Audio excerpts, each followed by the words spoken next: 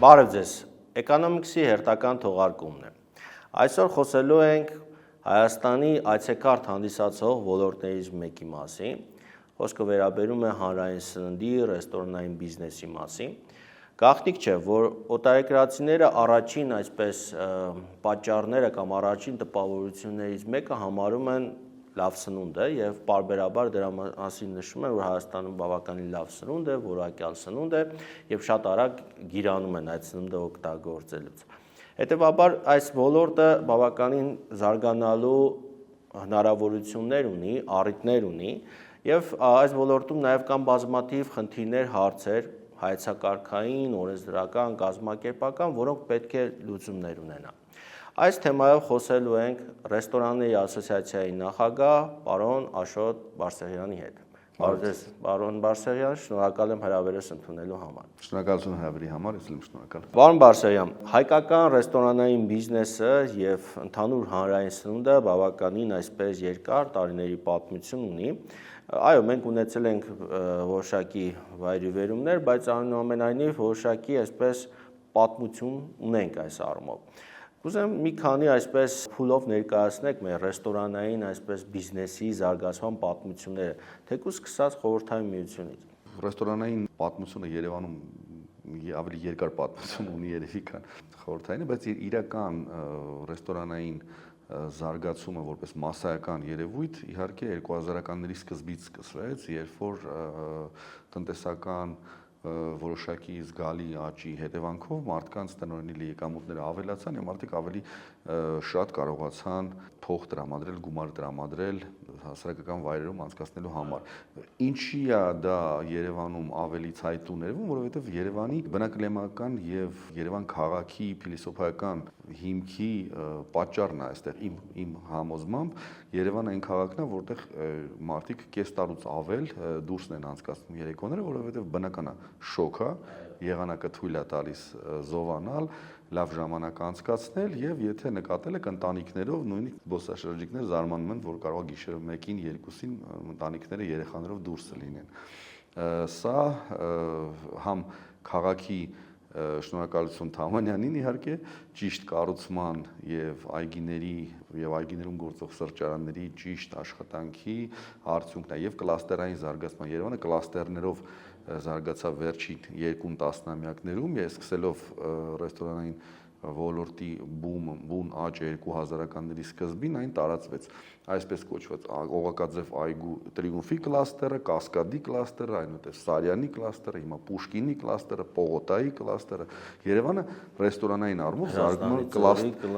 այո, Հրազդանի Պրոշյանի, հիշում եք առաջ խորովածանոցների կլաստերը։ Երևանը զարգանում է կլաստերներով։ Երևանում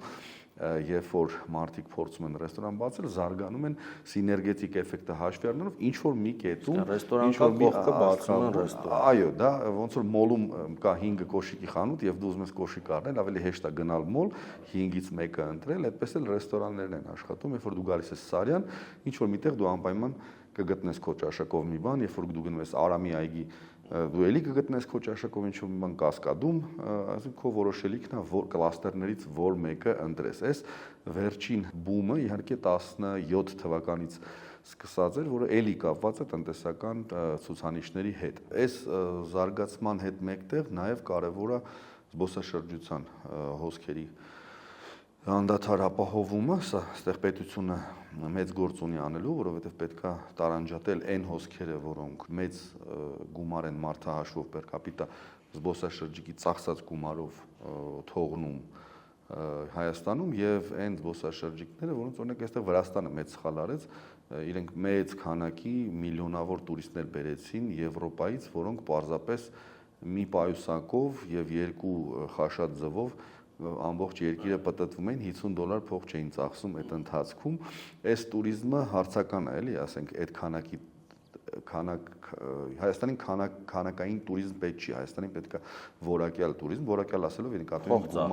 գումար ծախսող։ Այդ մի քանի շուկա են եւ դրանցից հիմնականը Ռուսաստանն է, ռուսական շուկան, որը նաեւ շատ սիրում է ու շատ հակված է Հայաստան այցելուն, այդ թվում նաեւ, որովհետեւ գիտեն, որ մեր երկիրը առաջարկում է գերազանց ժամանց թե ամբողջ Հայաստանով մեկ, թե մասնավորապես Երևանում եւ դրա բաղկացուցիչ մասը ռեստորանին, որտեղ մեր մոտ համեղ է, մեր մոտ համերը, բույրերը եւ այլն, սա շնորհիվ 300 արևային օրերի տարվա ընթացքում, շնորհիվ վուլկանական հողերի միներալների, որոնք իրենց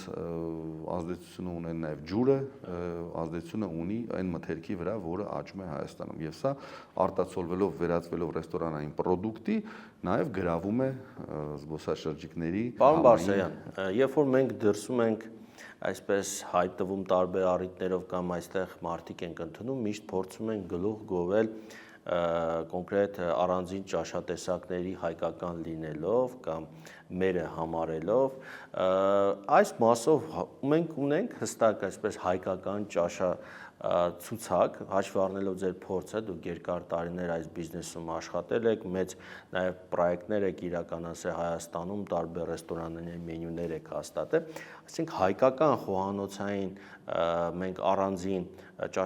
ճաշատեսակներ կամ ցուցակ ունենք որպես այդպիսի։ Իհարկե ունենք բաներ, միավորներ հայկական խոհանոց կոչված համակարգի մեջ, որը զուտ հայկական է, որովհետև այստեղ ծագել է, ծագոնաբանությունը հայկական է, հայերն են սիրում, հայերն են օգտագործում, բայց այսօր տարածաշրջանը, ոչ միայն այսօր, տարածաշրջանը այնքան միատարր է, ինչքան մենք չենք պատկերացնում։ Եթե դուք զբոսնեք մեծ տարածաշրջանով, Պարսկաստան, Լիբանան եւ այլն, մեծ հարևանական շրջանով, ապա դուք կտեսնեք, որ շատ նմանություններ մեր խոհանոցը եւ մենք ինքներս ունենք այդ ազգերի հետ, վարքային, կենցաղային եւ նաեւ գաստրոնոմիկ։ Եվ հայկական խոհանոցը առանձնանում է իհարկե իր յուրահատկությամբ, բայց մեծ քանակի պրոդուկտներ մենք օգտագործում ենք նույնը, բնական է տարանջատելով իր պատրաստման ձևերը։ Բայց այսօր աշխարհը ավելի գլոբալ է, դինամիկ զարգանում է եւ իմ կարծիքով իրավունք ունենք կոչել հայկական այն պրոդուկտը, որը մեր խոհարարները նոր կստեղծեն, կօգտագործեն նոր պրոդուկտներ, ինչի նաև հիմա նայեք օրինակ Հայաստանում առաջի արտիշոկի այգին են փորձարարական հիմնադրել։ Հիմա մենք իրավունք ունենք դրա ստացված պրոդուկտը կոչել հայկական։ Իհարկե ունենք։ Մենք գիտենք, որ օրինակ ավիլուկը ուրիշ ոչ մեկ չի օգտագործում, բայց մենք էլ նշ շատ օգտագործում ենք, բայց կարելի է կոչել զուտ հայկական։ Հիմա խոհարարների հմտություններից եւ ռեստորատորների ցանկությունից եւ մտքի թռիչքից է կախված մենք ինչքան շատ կզարգացնենք հայկական խոհանոցը եւ ինչ բարձունքների այն կհասցնենք մեր խոհարարների շնորհիվ։ Դրա հետ կապված ես մի բան ունեմ նկատած, որ հայկական խոհանոցը դա կարիք ունի ռեստորատորների կողմից վերաիմաստավորման այն իմաստով, որ պետքա հայկական խոհանոցը սարքել ալակարտ մատուցման ձևի մեջ, այսինքն ամեն մի հյուրը ընտրում է իր ճաշացանկից իր պատվերը, իր առանձին, այլ ոչ թե քցովի սեղան, ինչպես մենք սիրում ենք։ Իհարկե այդ հնարավորությունը պետք է լինի, որովհետև մեծ խմբեր միշտ այցելում են, մեծ խմբերին միշտ արագ պետք է կարողանալ կերակրել, բայց ռեստորատորները եւ խոհարարները ունեն խնդիր, այդ պրոյեկտները, մի քանի պրոյեկտ արդեն այդ ուղղությամբ գնում են, մի քանի պրոյեկտ արդեն իրականացված է, եւ ես հայկական խոհանոցի ապագան տեսնում եմ անպայման նորարարական պրոդուկտների օգտագործման, հայկական խոհանոցի համար նոր պրոդուկտների օգտագործման միջոցով եւ ալակարտ մենյուի ներդրմամբ, այսինքն որ զբոսաշրջիկները, եթե ասենք զույգով են կամ միայնական, պետք է անպայման մենյուն բացի ու հասկանա ինքը որ մենյուի որ տարն է ուզում ալակարտ մեկ բանով մատուցմամբ վայելել։ Այս գլոբալ խնդիրը, սրանով մի քանի մեր գործընկեր զբաղվում է, Ինչ թվում է մի քանի տարուց մենք կունենանք նորացված հայկական խոհանոց եւ մասնավորապես ասեմ իմ նկատառումներով ինչի օրինակ Ռուսաստանում չեն տարածվում այնքան հայկական խոհանոցներ, ինչքան տարածվում են վրացականները, հա, որովհետեւ վրացական ռեստորաններով ժամանակին զբաղվել են։ Շուկան ես շատ լավ տիրապետում եմ, գիտեմ, այնտեղ օրինակ ոնց էր սկսվում վրացական ռեստորանները, Մամա Նինո, եսի ինչ Մորակույր, այսպես փոքր ռեստորաններ էին։ Իհարկե կար մեծ առագվին սովետական ժամանակ, որը բանա թողել, հա, մեծ հետ կա թողել, բայց իրականում այդ մեծից հետո ընկավ վրացական խոհանոցը այդ կիսանկուղային ուղիղ տերերի կողմից, խոհարարների կողմից կառավարվող ռեստորաններից գնաց հասավ ռեստորատորների կողմից սիրված պրոյեկտի, որը կարելի էր վերաձևակերպել, վերաիմաստավորել եւ տալ այնպես, ինչպես սիրում է տվյալ շուկայի հասարակությունը։ Եվ եթե դուք գնաք օրինակ Մոսկվա եւ Վրաստան, դա տարբեր խոհանոցներ են, դա լոկալիզացվել է այդ խոհանոցը, իսկ հայկական խոհանոցը դեռ չի լոկալիզացվել։ Ես վստահ եմ, որ այո, Ռուսաստանը մեծ շանս ունի հայկական խոհանոցը լոկալիզացվելու եւ հաջորդ մոդնի խայբ բռնող թեման դառնա, որպեսզի լինեն լավ, լյուքս, շատ հարուստ, շատ սիրուն, շատ իմաստավորված հայկական խոհանոցներ, բայց այս պրոյեկտ այն ինչ որ մենք այսօր ունենք, եթե մենք սա փորձենք տանենք այլ շուկաներ, դա չի կպնելու այդ հողին եւ չի աճելու։ Պետք է նոր շուկա գրավելուց առաջ անպայման լավ տնային աշխատանք կատարել եւ տնային աշխատանքը իմ կարծիքով հայկական խոհանոցի մատուցման վերաիմաստավորումն է։ Պարոն Վարսեղյան, ինձ նաեւ հետաքրքրում է ռեստորանային բիզնեսը որպես փող աշխատելու միջոց։ Այո, կարևոր է փիլիսոփայությունը, այն մշակույթը, որ բերում է ռեստորանները, բայց այս բիզնեսը որքան է շահութաբեր կամ այս բիզնեսի մեջ ինչպիսի ծախսեր են կատարվում, ասես չգիտեմ, արդյոք պետք է տարածք ունենալ, թե կարելի է վարձակալությամբ սկսել։ Դուք երկար տարիներ, քանի որ այս բիզնեսների մեջ եղել եք, կուզեմ, որ մի քանի այսպես առանձնահատկություններ ասեք այս բիզնեսի եւ նաեւ կոնկրետ շահութաբերության մասին ընդհանուր առմամբ։ Ամենամեծ առանձնահատկությունը այս բիզնեսի այն է, որ այս բիզնեսը ընդունում է միայն այն գործարարներին, ովքեր իրոք սիրում են այս գործը, որովհետև շատ դժվար եւ գիպերօպերացիոն հիմնարկներ են, այսինքն շատ աշխատատար են, այսինքն աշխատողներով հագեցած է ռեստորանային ոլորտը, այդ առումով մեծ սոցիալական դեր է տանում տնտեսության մեջ, մասնավորապես Հայաստանի Հանրապետության տնտեսության մեջ եւ շատ բարդ մեջտեղում կանգնած է մարդը, ստեղծագործող մարդը։ Անպայման եւ այսպես մեծամասնությունների համար բիզնեսի, այսպես է, մարդը կա, բիզնեսը կա, մարդը չկա, բիզնեսը չկա, այսինքն ղեկավարը, ոգեշնչողը, ստեղծողը, երբ որ գլխին կանգնած է, այդ բիզնեսը գնում է, զարգանում է, երբ որ կա զարգացնող, հենց ինքը վաճառում կամ ինչ որ մի կերպ դադարում զբաղվել այդ բիզնեսը շատ մեծ հավանականությամբ նույն հաջողությունները չի կարա գրանցի։ Սա շատ անձակենտրոն բիզնես է եւ միաժամանակ շատ դժվար, շատ մեծ ժամանակ տանող, որովհետեւ օպերացիոն մասը բիզնեսի վարման շատ գերլարված է։ Իսկ շահութաբերությունը այնպես չի, որ մեծ մակարդակի է, շահութաբերությունը այս բիզնեսում գնալով նվազում է։ Օրինակ ես բիզնեսում եմ 2011 թվականից 11 թվականից այս կողմ գլոբալ շահութաբերությունը 2 անգամ նվազել է։ Այստեղ բազում ֆակտորներ կան, բնական է 2011-ին, եթե մենք ունեինք մոտավորապես 700-800 ռեստորան, այսօր մինչև 4000 ռեստորան Հայաստանի Հանրապետությունում հասնում է, այդ աճը իր հերթին գնաճ, պետական վարչարություն, աշխատավարձներ, մրցակցություն, այդ ամեն ինչը բերում է, իհարկե, այդ ամեն ինչը բերելու է նվազմանը, բայց պետությունն էլ իր հերթին զարգացնելով որ օրինակ նույն զբոսաշրջությունը կամ պահելով միջին եկամտի բարձր մակարդակ բնակչության համար կարող է նպաստել նրան, որ նույնիսկ քիչ բայց ստաբիլ եկամտաբերությունը պահի մարդկանց այս բիզնեսի շրջանակներում։ Այս բիզնեսի մոտավորապես շահութաբերությունը որքանն է տրամաբանական, որովհետև երբ որ դու պայմանական ամանաթոռ եւ այլ ես դնում, պետք է հաշվի առնես, որ դրանք շարքից դուրս են գալիս, այսպես մոդայից դուրս են գալիս։ Պարզ ֆորմուլա գոյություն ունի, որը իհարկե շեղումներ ունի շուկայից շուկա, բայց պարզ 4 քառորդի օրենքը կա, որը 1 քառորդը պետք է լինի food cost-ը, այսինքն զուտ ապրանքային զուտ նյութածախսը, 1 քառորդը պետք է լինի աշխատավարձի ֆոնդը, 1 քառորդը պետք է լինի վարարց կոմունալներ եւ այլ բոլոր ծախսերը հարկերով, որը կարելի է պատկերացնել եւ 1 քառորդը պետք է դու աշխատես որպես գործարար։ Իրականությունում դա այդպես չի, իրականությունում հիմա մեզ մոտ շատ մեծ տեսակարար կշիռ է կազմում վարձավճարները, աշխատավարձը եւ 2025-ից նաեւ հարկերը, որովհետեւ 2018 թվականին, երբ մենք անցանք շրջանառության հարկի համակարգին, մենք կարողանում ենք մինչև անցած տարի 4.5% շրջանառությունից մուծել որպես շրջանառության հարկ պետությանը եւ 25-ից սկսած մենք արդեն ուզում ենք ուղիղ 2 անգամ ավել հարկեր։ Այս ամենադաժան մասն է 2025 թվականի, 2025 թվականի ընթացքում նաև շատ մեծ կորուստներ ունեցավ ոլորտը, շատ ռեստորաններ են փակվել, իսկ շահութաբերությունը նվազել է։ Ինչի՞։ Խիստ նվազել է շահութաբերությունը, այսինքն ուղիղ այն գումարի չափով ինչքան աճել են հարկերը, 2 անգամ աճել են հարկերը։ Դա ռեստորանների մեծամասնության համար եղել է մոտավորապես եկամուտի կեսը, իսկ որոշ փոքր կաֆեների, կաֆետերիաների եւ այլ այդ նմանատիպ օբյեկտների համար դա եղել է ամբողջ շահույթը, այսինքն նրանք ընկել են զրոյական մակարդակի շահութաբերության Չնայած այն հավաստությունների, ես ֆինանսների նախարարությունում մենք մասնակցել ենք ժողովի, մեզ հավաստիացնում էին, որ սիստեմի փոփոխման արդյունքում նույնիսկ բարեխիղճ վճարողների մոտ նվազելու է հարկերը, ոչ մի բարեխիղճ հարկ վճարող փաստորեն չկա, որտեղ ոչ մեկի մոտ չի նվազել։ Կատակ եմ անում իհարկե։ Թղթի վրա նվազումը։ Դե հա, գիտեք, համակարգը աճում։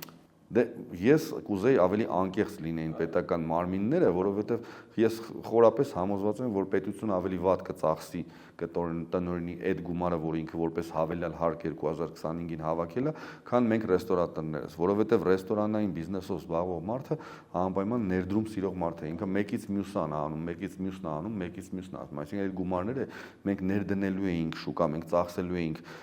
համախառն ներքին արդյունքներ ավելանալու եւ այդպես ավելանալու էր սպառման մակարդակ, իսկ ինչքան բարձր է սպառման մակարդակը տնտեսության մեջ, այնքան ավելի լավ են տնային տնտեսությունները ապրում։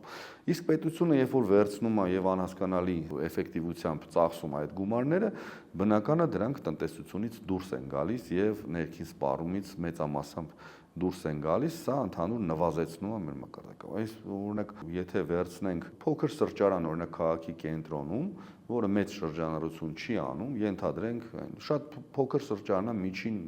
փոքր եւ միջին շրջանառությունով նա 1 միլիոնից ավել հարկ պետքա տա այս տարի,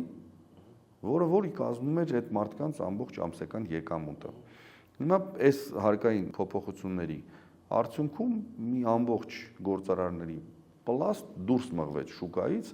իրանք փակեցին փոքր պրոյեկտները, վաճառում են փոքր պրոյեկտները, պահում են շահութաբերության զրոյական մակարդակով, փորձում են ինչ-որ մի բան անել, վաճառել, զարգացնել եւ այլն եւ այլն։ Սա իհարկե բացասական ազդեցություն անում, այստեղ մենք չպետք է մոռանանք, որ ոլորտը մեծ սոցիալական նշանակություն ունի, ոլորտում տասնյակ հազարավոր մարդիկ են աշխատում, սա տասնյակ հազարավոր ընտանիքներ են։ Արցախից տեղահանված մեր հայերի մեծամասնությունը այստեղ սպասարկման ոլորտում է գործ գտել։ Հա, այս առումով էլ մեծ ներդրում ունի ոլորտը սոցիալական հարցերում։ Եվ իմ խորին համոզմամբ այս հարկային քաղաքականությունը շատ վնասաբեր եւ սխալ է, մանավանդ որ իրենք ուզում են նույնիսկ հետո էլ շարունակել բարձրացնել։ Գիտեք, տրամաբանական շեմ կա, որից ավել իմաստ չունի ճնշել ոլորտը։ Որն է այդ շեմը հարկային իմաստը, օպտիմալ հարկը, որքան մենք օպտիմալ հարկ վճարում ենք շրջանառությունից 4.5%, դա օպտիմալ էր եւ աշխատում ենք մոտավորապես 10% շրջանառությունից, սա ինչու բնական է բոլորին չի վերաբերվում, կան եկամտաբեր պրոյեկտներ, կան քիչ եկամտաբեր, միջինում բիզնեսը աշխատում էր 10-11% եւ վճարում էր եւս 5% հարկեր։ Նայեք, մրցակցությունը գերլարված դարձավ, երբ որ Ռուսաստանից ռելոկանտները տեղափոխվեցին Հայաստան, այդ ռելոկանտների մեծամասնությունը հետ գնաց, բայց ռեստորանների քանակը ավելացած մնաց։ Այսինքն ամեն մեկին հասնող սպառումը նվազեց, բայց արդեն վերցրել են մարդկանց գործի, արդեն արել են ներդրումներ, արդեն մարդիկ աշխատում են, վարձ են վճարում եւ այլն։ Հիմա մյուս կողմից անդադար գնաճը մենք տեսնում ենք, գիտենք, որ անձայն աչքով երևում է, նույնիսկ պետք չի նայել ստատիստիկայի բյուրոին, ինչ ստատիստիկա են, մենք տեսնում ենք ոնց են պարենային ապրանքների գները աճում։ Մարդիկ որ բողոքում են, որ ռեստորանները թանկ են ավելի քան Եվրոպայում, այո, ճիշտ է։ Այս պայն 5-7% սնունդը եւ ալկոհոլը։ Տեղ, այո, ավելի թանկ են, քան եվրոպական երկրները։ Ինչի, որովհետեւ գնաճը եւ հարակից ծախսերը Հայաստանի Հանրապետությունում բիզնեսի վարման շատ աճել են։ Այսինքն մենք ունենք հարկային բեռի աճ 1, մրցակցության նվազում 2, գնաճ 3, որը մենք չենք արտացոլել դեռ գների մեջ, օրինակ մեր բիզնեսում մենք ոչ մի թանկացում չենք իրականացրել։ Բազում բիզնեսներ, ես շփվում եմ շատ գործընկերների հետ, բազում բիզնեսներ չեն թանկացրել մենյուները դեռ իրենց եկամտի հաշվով։ Աշխատավարձների աճ 4 22 թվականից հետո։ Այս բոլոր ֆակտորները մեր գործարարները թաքցրել են իրենց եկամտները, չեն արտացոլել գների մեջ։ Դեռ չեն արտացոլել, որովհետև վստահ եմ, որ էլի է գները բարձրանալու ոլորտի, որովհետև անհնարին է վարել եւ կանխատեսում եմ, որ այո շատ օբյեկտներ էլ նաեւ կփակվեն ցավոք սրտի, որովհետև մրցակցությունը խիստ է, եթե չաճի զբոսաշրջության մակարդակը։ Զբոսաշրջության մակարդակը պատշաճ մակարդակի պահելու համար այստեղ պետք է նշենք նաև որակյալ զբոսաշրջության, որովհետև այս տարի պաշտոնապես զբոսաշրջիկների թիվը ավելացել է անցած տարի։ Ես շատ զրուցում եմ զբոսաշրջության վարչության հետ եւ շատ ուրախ եմ, որ Լուսինեն կիսում է այդ մոտեցումները ու ունի նույն պատկերացումը, ինչ ունեմ նաեւ ես այս ոլորտի հետ կապված, բայց որը շատ դժվար իրականանալի է հանգամանքները հաշվի առնելով, գիտեք, զբոսաշրջությունը գերակա ոլորտ է, բայց կյանքում զբոսաշրջության ոլորտին կամ կառավարող մարմնին այդ քանակի գումար կամ ֆոնդ չի հատկացվել, ինչքան անհրաժեշտ է։ Բայց այդ անհրաժեշտ գումարն էլ մեծ գումար չի, գիտեք, օրինակ կարելի է շատ արագ, ինտենսիվ եւ էֆեկտիվ միաժամանակ մատչելի կամպանիա գովազդային անել Ռուսաստանում, որը կբերի մի քանի միլիոն զբոսաշրջիկ։ Ինչ արեց Վրաստանը։ Շատ հեշտ սոցցանցերում հետաքրքիր եւ գրավիչ նյութեր տեղադրելով գովազդային։ Իսկ սա պետության համար շատ մատչելի գումար է։ Մենք ոչ միայն պատմամշակութային եւ աշխարհագրական ներկայացնելու վայրեր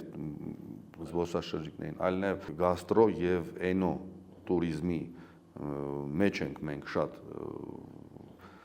հետաքրքիր առաջարկ անում, այսինքն գինու տուրիզմը եւ գաստրոնոմիկ տուրիզմը նաև մեկտեղ նայեք, օրինակ Երևանի գինու օրերը 80,000-ից ավել մարդ է հավելյալ բերում Հայաստան, այդ մի քանի օրը, այսինքն այդ միջոցառումը այնքան ստացված է ու այնքան զբոսաշրջային ռեստորանները զգում են դա։ Իհարկե, ռեստորանները դրա բաղկացուցիչ մասն են։ Այդ միջոցառմանը ռեստորանները բոլորը, ոչ ինչու են Սայրանի ռեստորանները, բոլոր ռեստորանները, այնտեղ կեսը գինու ընկերություններն են, մյուս կեսը գաստրոնոմիայի ներկայացուցիչներն են, ոսկե ռեստորաններն են։ Եվ սա շատ գերազանց առիթ է տուրիզմ բերելու։ Շատ ցավալի կլինի, որ մենք դա չկապիտալիզացնենք ու չվերածենք մեծ հոսքի զբոսաշրջային, որոնք կգան, որոնց ծրագրի մեջ կլինի Երևանում բնակվել, բայց մի քանի օրինակ գինու ռեգիոն այցելել, այդ գինու ռեգիոններում նաև զարգանալու են գինու տնտեսությունները, զարգանալու են այդ տնային տնտեսությունները, որոնք հյուրեր են ընդունում, հյուրանոցային տնտեսությունը, ճանապարհները եւ այլն։ Սա ամբողջ համակարգից մի ցանց է պայմանավորում, որ մարզերում ռեստորանային բիզնեսը այդքան արագ չի զարգանում կամ որակապես նույնիսկ զիջում է։ Այո, գնային առումով բավականին մրցակցային է, օրինակ նույն Գյումրիի պարագայում, Վանաձորի պարագայում, նույնիսկ Համով է, բայց ամեն դեպքում այսպես սպասարկման որակի փիլիսոփայության իմիջի մեկ բարձ պատճառ կա, սա ինֆրաստրուկտուրան է, այսինքն ենթակառուցվածքային օբյեկտներ եթե չկան, մարզը բնականա չի զարգանալու։ Եթե կա ենթակառուցվածքային ինչ որ ենթակառուցվածքային համակարգ, օրինակ Գյումրիի համար դա փողոցն է, հա, պրոմենադը, այսպես կոչված։ Եվ ինչքան այնտեղ ներդրում արվի, այդքան այնտեղ շատանալու է ներդրումները եւ տուրիստական հոսքը։ Ինչքան շատացավ տուրիստական հոսքը, հարակից տեղերում են շատանալու ներդրումները, այսինքն ստեղծվելու է կլաստեր։ Մի ինֆրաստրուկտուրային մի ենթակառուցվածքային այդ մի օբյեկտը, մի փողոցը, տեսեք ինչ էֆեկտ է բերում։ Տաթև էր։ ինքը իր շուրջը արդեն զարգացնում է ինֆրաստրուկտուրա։ Այսինքն, այստեղ հավի ձվի պատմությունն է, հա, առաջ ներդրումը անես, ստեղծես ենթակառուցվածքերը, թե սպասես զբոսաշրջիկը գա, հետո անես ներդրումները։ Բնական է, մեր պարագայում մենք պետքա անենք այդ ներդրումը եւ այստեղ պետության դերը անփոխարինելի եւ անգնահատելի է։ Պետության կամ օրինակ շատ հարուստ բարերարների, օրինակ Ռուբեն Վարդանյանը, որը Տաթևը այդպես շատ հետաքրքիր ձևով աշխարհին հրամցրեց, ասենք, կամ մենք շատ գործարարներ ունենք, ովքեր մեծ հաճույքով իրենց ծննդավայրը թեկուզ կկարողանան ինչ-որ ինֆրաստրուկտուրային մի բան կառուցեն, որը իր հետևից կբերի այդ ներդրումները։ Այսպես էլ զարգանում է իրականում։ Ռեստորանային բիզնեսի համար ենթակառուցվածքները պարտադիր։ Ռեստորանը գնալու է այնտեղ, որտեղ նա տեսնելու է այդ ենթակառուցվածքային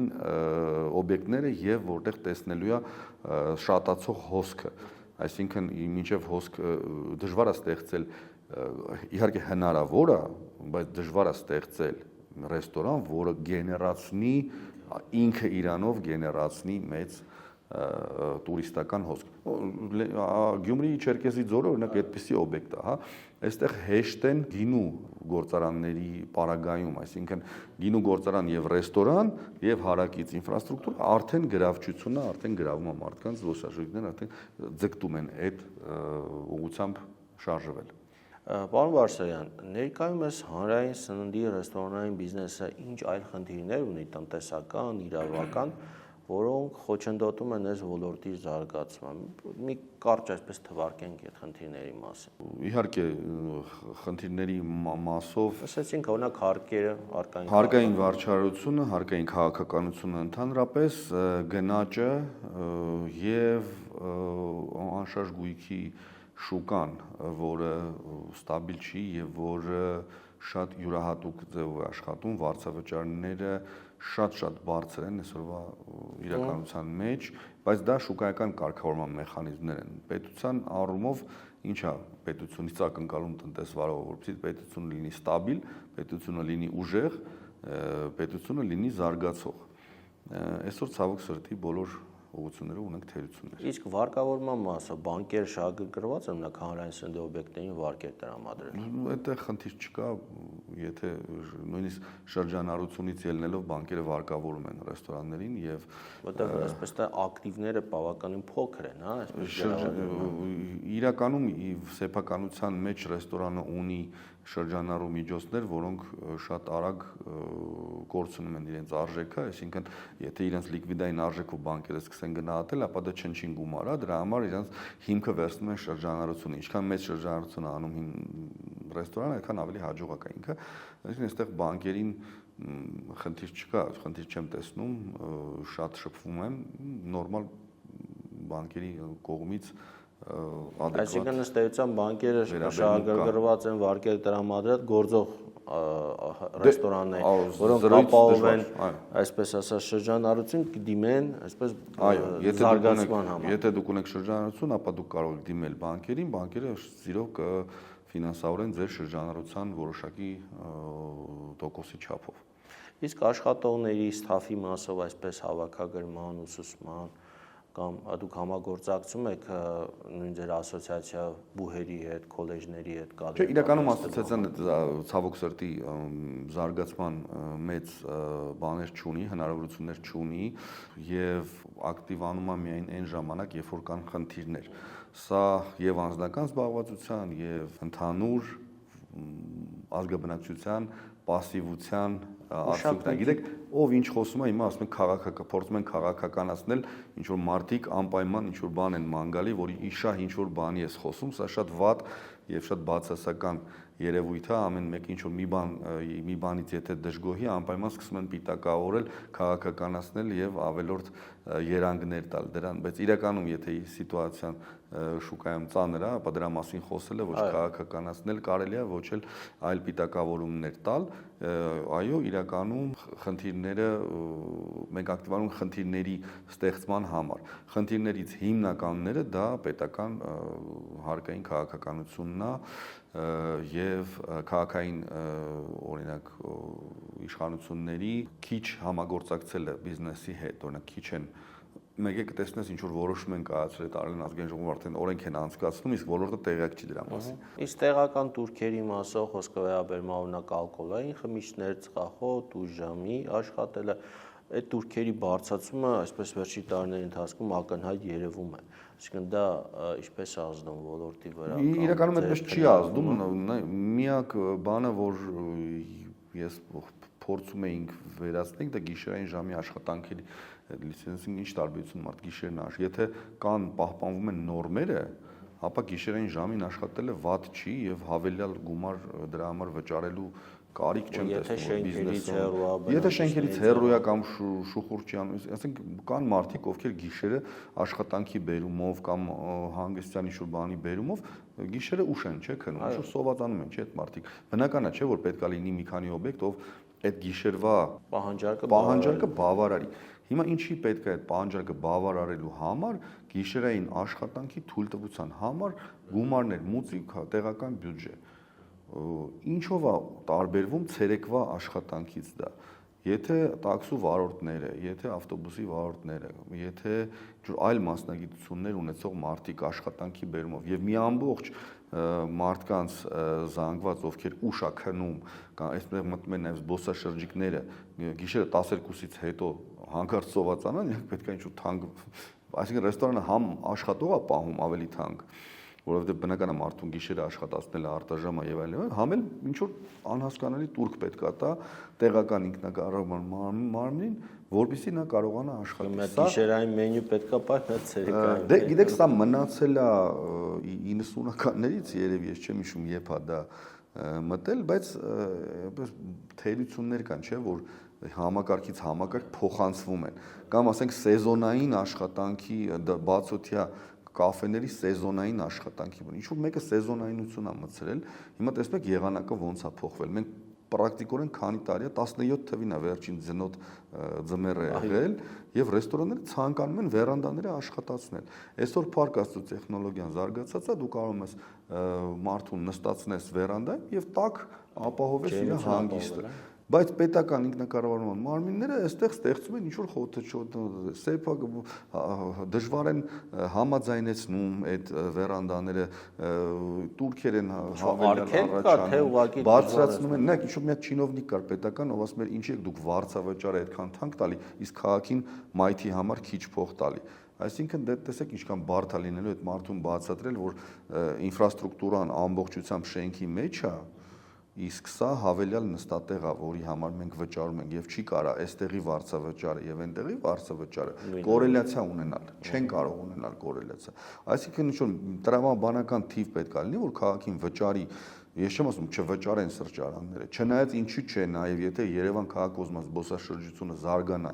եւ շրջանառությունը զարգանա եւ բյուջեն հավելյալ փողեր գնան հարկերի տեսքով, ապա այո, ինչու՞ չէ, կարելի է նաեւ ինչ որ մայթեր հատկացնել սրճարաններին Երևանյան, որովհետեւ երևանցիները բոլորը սիրում են ժամանցը անցկացնել բացօթյա։ Իսկ այդ վարձավճարների գնագոյացումը ինչպես է։ Դա շուկայական է, գիտեք, դա չի կարա շատ նկատում եմ պետության այդ կոնկրետ մայթերի այսպես տրամադրման գնագոյացումը, որքանով է արդար տրամաբանական։ Դե էի պատմում, որ արդար ու տրամաբանական կլիներ, որ Երևան քաղաքը անվճար տրամադրեր վերանդաները։ Իհարկե իմ տեսանկյունից լավ կլիներ, որ անվճար տրամադրվեր կամ սիմվոլիկ գումարով տրամադրել, որովհետև առանց այն էլ այդ մաքրությունը եւ կանաչապատումը դրված է տնտեսվարողի վրա։ Իսկ տնտեսվարողը զարգացնում է այդ։ Հիմա պատկերացնում եք Արամի փողոցը, Պուշկինի փողոցը, Սարյանի փողոցը, Կասկադը ինչքան ավելի տխուր եւ վատ կլինեին, որ այդտեղ սրճարաններ չլինեին։ Իհարկե վատ բան տեսնող մարդիկ եկան, բողոքողներ շատ կան, ինչ որ մեկին դուր չի գալի, որ մայթին սեղանը դրած, բայց դե հիմա գիտեք զարգացումն է դա ենթադրում ու եթե ինչ որ մի բան ինչ որ մեկին դուր չի գալի ակտիվ կենտրոնում ապրել, նա կարա միշտ գտնի ավելի հանգիստ ապրելու վայր, մանավանդ որ այդ այսպես կլաստերի շրջանակներում, հա, եթե նայեք, հիմա մենք պետական չինովնիկները, օրինակ մենք ունենք էկոնոմիկայի նախարար, ով ասում էր անպայման պետք է շուտ արթնանալ, գործը շուտ սկսել, անձամբ առիթ ունեցել եմ իրեն ասելու, որ Երևանը ուշ արթնացող քաղաք չի, այն ուշ քնող քաղաք է։ մտովի սխալ չի կարելի անել, որ մենք ուշ ենք արթնանում, ոչ, մենք ուշ ենք քնում, որովհետև եղանակային պայմանները այնպիսին են, որ թույլ են տալիս մեր ամառվա շրջանի այդ ամբողջ կես տարի է, հա, այդ ամբողջ կես տարին արևը ուշ է մայր մտնում։ Եղանակը հովանում է 8-ի կողմերը, եւ 8-ի կողմերը 9-ի կողմերը տնից դուրս եկողները բնականա 12-ից ուշ են գնալու տուն եւ ուշ են քնելու, ուշ են արթնանալու։ Տնտեսության համար տարբերություն չկա, մարդը այդքանի ժամը, որ ժամերին աշխատեց, հա, որովհետեւ եթե վերևում մարդիկ առավոտ շուտ են արթնանում, ներքևը ուշ են արթնանում, սա արևի, արևածագի, մայրամուտի եւ ընդհանրապես կյանքի տեմպի խնդիր է եւ չես կարող ինչ որ մի քանի աղբյուրներ իրար խառնելով ասել, որ պիտակավորել հասարակությանը, որ ասեն, այս հասարակությունը ծույլ է ու ուշ է արթնանում։ Ոչ, հասարակությունը շատ աշխատասեր հասարակություն է, ազգը շատ աշխատասեր ազգ է, որը միայն ոչ միայն մենք ենք նկատում, այլ նաև մեր հարևաններն են ընդունում, որ հայերը աշխատասեր ազգ են, շատ են աշխատում, շատ են դեգերում, նաև սիրում են շատ հանգստանալ։ Այդ հանգստի ժամն էլ գալիս է այն ժամին, որ արդեն հովը պետք է լինի, բնականաբար ուշ են քնում եւ ոչ թե ծուլության, այլ ուշ քնելու փաստով ուշ են արթնանում։ Պարոն Բարսեղյան, Հայաստանի ռեստորանային բիզնեսի զարգացումը ինչպես եք դուք տեսնում։ Ենթադրենք 5 տարի հետո, 10 տարի հետո մենք ուր պետք է ուղղորդենք, հա, այս բիզնեսը, այս ոլորտը։ Զարգացումը շատ կախված է տարածաշրջանից։ Մեքանի որ մենք գտնվում ենք մեծ տարածաշրջանի փոքր մասում, մենք հետևում ենք այն տրենդերի, այն տենդենսներին, որը նաև տարածաշրջանն է ենթադրում։ Եթե ուզում ես տեսնես ինչ պետք է լինի քո հետ, նայի տարածաշրջանում ինչա տեղի ունենալու, դրսի սպառումը գնալով աճում է, երիտասարդները ավելի քիչ են տանը պատրաստում, ավելի քիչ են գերադասում տանը պատրաստել, սառնարանները ավելի փոքր, քիչ են ծանրաբեռնում եւ ավելի հաճելի է իհարկե եւ ավելի